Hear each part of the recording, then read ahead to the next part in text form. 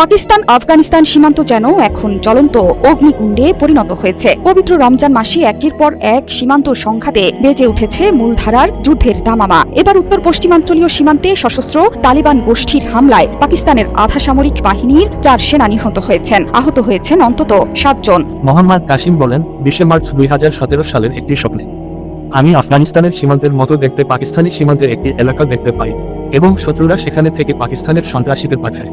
পাকিস্তানি সেনাবাহিনী এই সন্ত্রাসীদের খুব ভালোভাবে মোকাবেলা করে এবং তাদেরকে নির্মূল করে। এই দেখে শত্রুরা খুব রাগান্বিত হয়ে ওঠে যে পাকিস্তান সেনাবাহিনী সবসময়ই তাদের পথে। তারপর শত্রুরা তাদের প্রশিক্ষিত সন্ত্রাসীকে পাকিস্তানের পাঠায় এবং তারা তাদেরকে রাতে দেখার দৃষ্টি যন্ত্র ও আধুনিক অস্ত্র সরবরাহ করে। কিন্তু যত তাড়াতাড়ি তারা পাকিস্তানি এলাকায় প্রবেশ করে, পাকিস্তান সেনাবাহিনী তাদের চলাফেরাকে তাদের পদ্ধতিতে শনাক্ত করে এবং প্রতিটি সন্ত্রাসীকে বের করে দেয়। এইসব দেখতে পেয়ে সন্ত্রাসীরা খুব হতাশ এবং রাগান্বিত হয়, কারণ তাদের কোন পরিকল্পনায় কাজ করে না।